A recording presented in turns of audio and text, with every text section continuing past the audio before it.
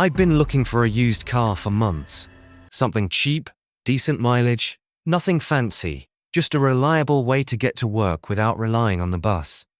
Then I found it. A 2012 Honda Civic, low miles, great price, listed on Facebook Marketplace by a guy named Eric. His profile looked normal. A few photos with friends, some family shots, even a picture of him at a barbecue. Nothing that screamed, scan. We messaged back and forth for a few days. He was polite but kept his replies short, and he was very clear about one thing. He didn't want to meet in a public place. Said the car was at his shop, where it was being worked on, and it'd be easier if I came there. That should have been the first red flag. The address he sent me was on the far edge of town, where the streetlights get sparse and the buildings go from small businesses to old warehouses. When I pulled up, the place didn't look like a shop at all, more like an abandoned garage. One overhead light buzzed faintly above the entrance. Eric stepped out from the shadows, tall, mid-40s, wearing a faded ball cap pulled low. His smile didn't quite reach his eyes. "You made it," he said, like we were old friends. The Civic was parked just inside the open garage door. The Civic sat under the buzzing light like it had been waiting for me. It was clean, almost too clean, the kind of spotless you don't expect from a 13-year-old car. The tires still had the little rubber knobs on them, and the license plates had been removed. Eric walked around it with me, pointing out details in a low, steady voice. "New belts, new brakes. She's perfect." I nodded, trying to keep my tone casual. "Looks good. Mind if I take it for a test drive?" His smile didn't change. "Of course. But let's finish the paperwork first. Saves time." That was odd. Paperwork first. But before I could respond, he was already turning toward a small office door at the back of the garage. "Come on in." Inside, the air was stale, thick with the smell of old oil and something faintly metallic. There was a desk with no computer, just a thick folder, a landline phone, and a half-empty cup of coffee that had gone cold. He gestured to a chair. "Sit." I hesitated. "Maybe we could do the test drive." He cut me off. "You'll get your drive. Just need your license for the file." I slid it across the desk, watching as he wrote my name on a blank sheet of paper. Not a bill of sale. No header. No logo. Nothing. While he scribbled, I noticed something behind him. A metal door, the kind you'd see on a walk-in freezer. It had a heavy latch, and above it, faint scuff marks, like something had been dragged in and out. My stomach tightened. He looked up suddenly, catching my gaze. His eyes lingered on me for a beat too long before he smiled again. But it wasn't the same smile as before. "You hungry?" he asked. "Got some food in the back." I stood up. "No, I'm good. Let's just get the drive over with." For the first time, his expression hardened. "Sit." The word was sharp, and something in his tone made the hair on my arms rise. I sat back down slowly, heart thudding. He slid my license into his shirt pocket and leaned back in his chair. "It's late. Roads are slick. You sure you want to be out driving tonight?" "I'll be fine," I said, forcing a smile. There was a long pause, the only sound the faint buzz of the overhead light and the drip of water somewhere in the garage. Then he stood, walked to the metal door, and undid the latch. Cold air spilled out. I couldn't see inside, just darkness, and that faint metallic smell growing stronger. He turned back to me. "Come take a look. That's something else you might be interested in." My fight or flight instinct was screaming now. "I think I'll pass. I should get going." He stepped closer, between me and the office door. "You're not going anywhere without your license." I swallowed hard, forcing my voice to stay even. "Then give it back." He smiled again, but this time there was nothing friendly in it. "You'll get it back when we're done." From somewhere outside, a car passed, its headlights flashing briefly across the open garage door, and for a second, I thought about running, just bolting for the street. But in that second, he reached behind his back and pulled something from his waistband. A small revolver. Relax, he said softly. It's just to make sure we understand each other. My pulse roared in my ears. He gestured toward the metal door with the gun. Inside. I shook my head. No. His smile vanished completely. Inside. The cold air from the open doorway reached me now, and I caught it. The smell I'd been trying not to identify since I walked in. Blood. I stood slowly, my legs weak. The gun didn't waver. Step by step, I moved toward the open door, every part of me screaming not to. The darkness inside seemed to swallow the light from the office. My breath fogged in front of me. I stopped at the threshold. What is this? Eric's voice was calm. Storage. He nudged the barrel of the gun against my back, pushing me forward. The cold wrapped around me like a wet blanket as I stepped inside. My foot hit something soft. I looked down. It was a shoe, still on a foot. The door slammed shut behind the last sound I heard. The full breathing breast. The sound I heard before the latch clicked. The foot I refigured.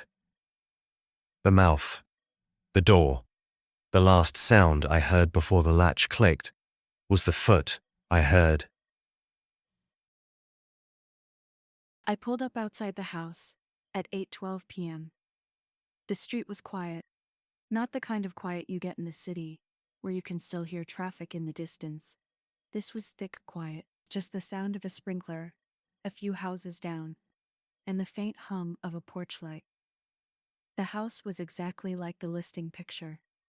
White siding, blue shutters, little flower pots on the steps. Nothing about it screamed wrong. I checked the messages again. Come to the side door. Front lock's broken. A woman's name was signed at the bottom.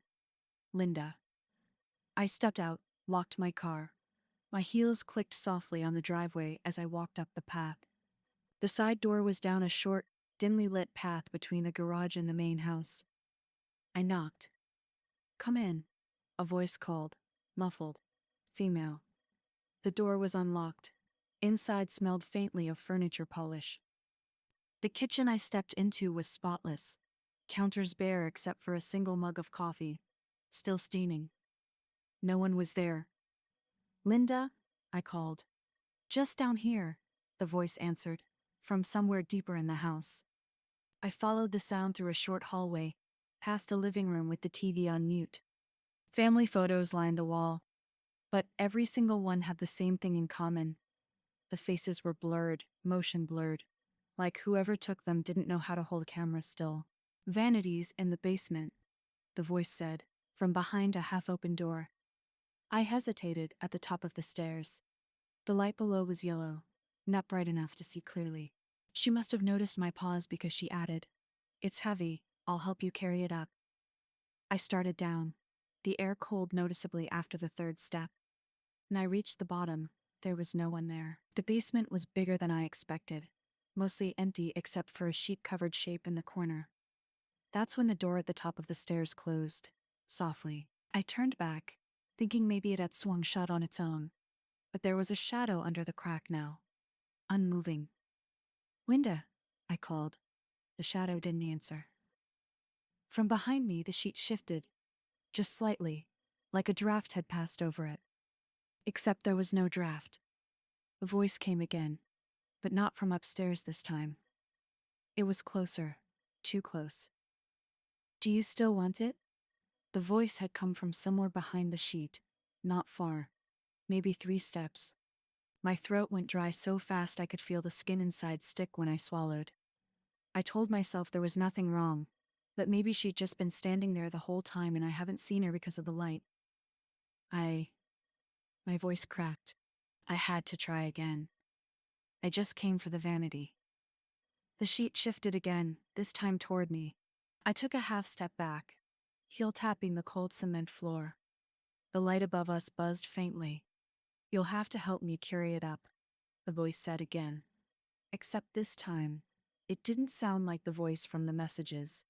It was flatter, a little deeper. The sheet slid off in one motion. But there was no vanity underneath, just a folding chair. And sitting in it, A man. He smiled like he'd been waiting for me to see him. You came fast, he said. My heart rate jumped so hard I could hear it in my ears. I backed toward the stairs, but the shadow under the crack of the door upstairs moved, and another set of feet came down, slow and heavy. A second man appeared on the steps, bigger, hoodie pulled up over his head. He didn't say anything. Linda, I said, like maybe there was still a chance she existed and could explain this. Neither of them answered. The man in the chair leaned forward, forearms resting on his knees. You parked out front? I didn't answer. His smile twitched, almost like a spasm. We'll help you load it. The bigger one reached the floor, standing between me and the stairs. I felt the cool air from the basement settle heavier against my skin. You said you wanted it, the man in the chair said, standing now, slowly. She's ready for you. Ah, my stomach turned. She? I asked before I could stop myself. Both men just smiled. That's when I realized the basement wasn't as empty as I thought. I don't know why I listed the Nikon that night. It wasn't urgent. I could have done it next week. But I was sitting at the kitchen counter, scrolling through bills, and the thought hit me. I don't even use the damn thing anymore. So I took the photos, wrote a short description, hit post. That was at 8:04 p.m. By 8:11, my phone buzzed. The message was short. No greeting, no questions about price. Just, still available? Can pick up tonight. I typed back, yeah, I'm home. And before I could even put the phone down, another ping. We're close, 30 minutes. At 8:40, they buzzed from downstairs. Voices faint over the intercom. One deep, one lighter, almost lazy. They didn't ask for directions, just, it's us. When I opened the door, the hallway light made their shadows stretch almost to my feet. The taller one, buzz cut, maybe mid-30s, carried his shoulders forward like he didn't want to waste time. The other, stockier, broader, kept his hands in his jacket pockets. They didn't smile. Inside, I set the Nikon on the counter, expecting them to step up and look. Instead, the taller one, he introduced himself as Daniel, drifted past it, glancing instead at my living room, my hallway, the closed bedroom door. The stocky one stayed by the door but didn't lean against it, just stood there. I realized, slowly, that his position meant I'd have to go through him to get out. Inside, I set the Nikon on the counter, expecting them to step up and look. Instead, the taller one, he introduced himself as Daniel, drifted past it, glancing instead at my living room, my hallway, the closed bedroom door. The stocky one stayed by the door, but didn't lean against it, just stood there. I realized, slowly, that his position meant I'd have to go through him to get out. Daniel finally picked up the Nikon, turning it over without really looking at it. How long you had it? Couple years. You use it a lot? I shrugged, not much anymore. He set it down, still facing me, but his eyes flicked over my shoulder toward the hallway again. You live alone? The question was too casual to be casual. I told him yes. He smiled a little. By 8:47, they still hadn't talked about buying it. Daniel asked if he could just see the light in the bedroom, like it was part of checking the camera. Before I could think of a reason to say no, he was already walking down the hall. The stocky one followed, glancing at me once as he passed. I stood in the living room, hearing the thing squeak out, started. Inside, I set the Nikon on the counter, expecting them to step up and look. Instead, the taller one, he introduced himself as Daniel, drifted past it, glancing instead at my living room, my hallway, the closed bedroom door. The stocky one stayed by the door but didn't lean against it, just stood there. I realized, slowly, that his position meant I'd have to go through him to get out. Daniel finally picked up the Nikon, turning it over without really looking at it. How long you had it? Couple years. You use it a lot? I shrugged. Not much anymore. He set it down, still facing me, but his eyes flicked over my shoulder toward the hallway again. You live alone? The question was too casual to be casual. I told him yes. He smiled a little. By 8:47, they still haven't talked about buying it. Daniel asked if he could just see the light in the bedroom, like it was part of checking the camera. Before I could think of a reason to say no, he was already walking down the hall. The stocky one followed, glancing at me once as he passed. I stood in the living room, hearing the faint squeak of my closet door sliding open. No one said anything for a long few seconds. Then the door slid shut again. They came back without a word about it. 9:02. Daniel sits on the arm of the couch. The Nikon is still on the counter, my phone next to it. The stocky one walks into my kitchen like it's his, opens my fridge, pulls out a beer, drinks half of it standing there. Daniel says, "You ever have guests over?" I shake my head. He nods like that's the answer he wanted. By 9:18, the silence is ticker. Daniel hasn't touched the Nikon again. I realize he's angled his seat so that I'm between him and the door. The stocky one has shifted closer to the hallway, blocking it without looking like he's blocking it. I tell them I've got work early. Daniel smiles without showing teeth. "Good," he says. "Then you're not going anywhere." Daniel leans in. "We're not here for the camera." The words land like a slow drop of water on glass. The stocky one finishes his beer, sets the bottle on my counter with careful precision. Then he disappears into the hallway again. The sound of my closet door opening drifts back. I try to keep breathing evenly. Daniel asks about my neighbors. I give short answers. He nods after each one like he's memorizing a map. The stocky one returns, sits on my couch, takes off his shoes, and pulls one of my blankets over his legs. Daniel watches me the whole time. The TV is on low, showing the news.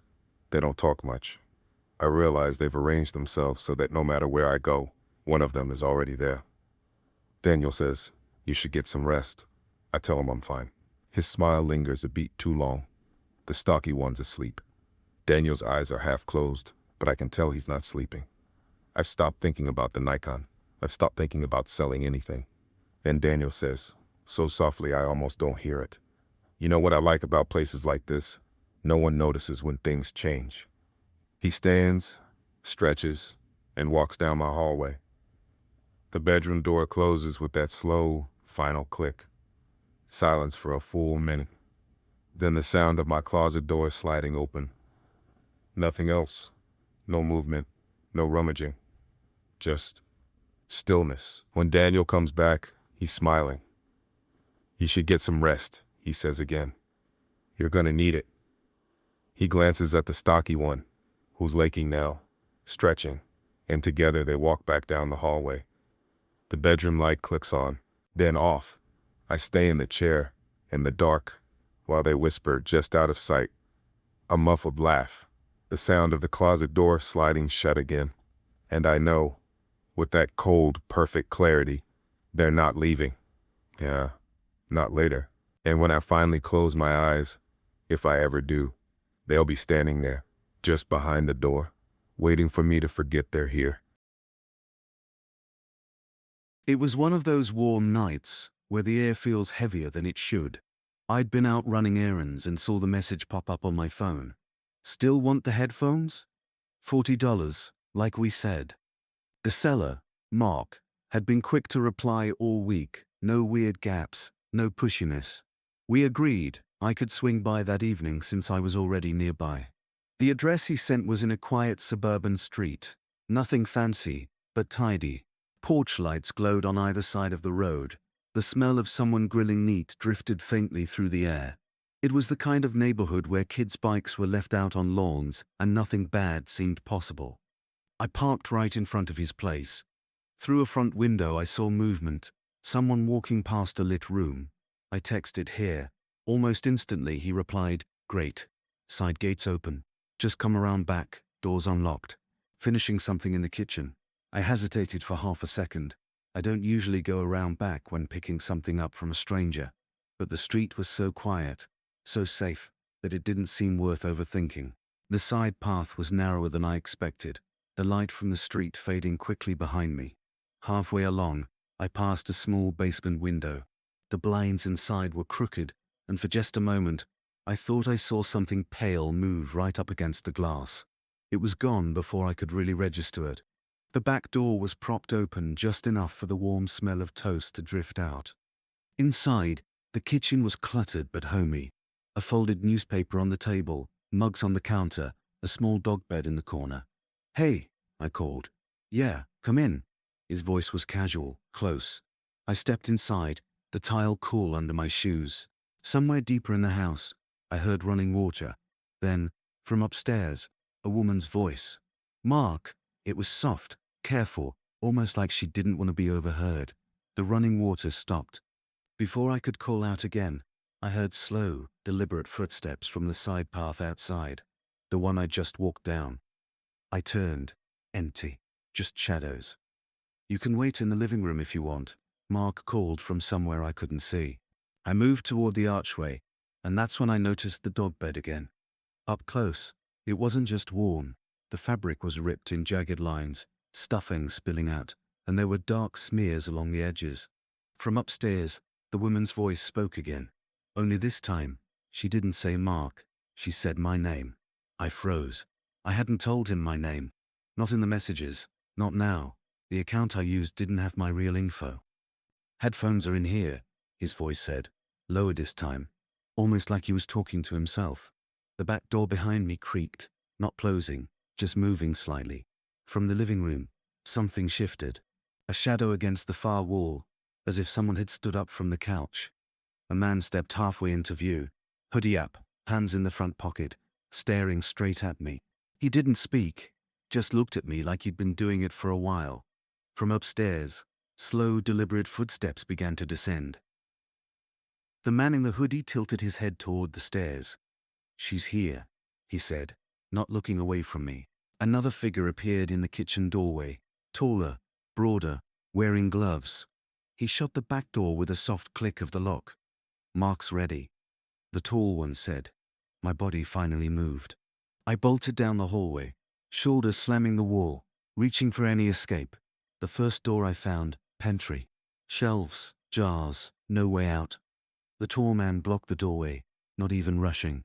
When I turned back, the man in the hoodie was inside with me, the smell of toast thick in the air. Outside the pantry, the woman's voice spoke one last time, warm and almost kind. "Close it. Don't let her out this time." The light went out.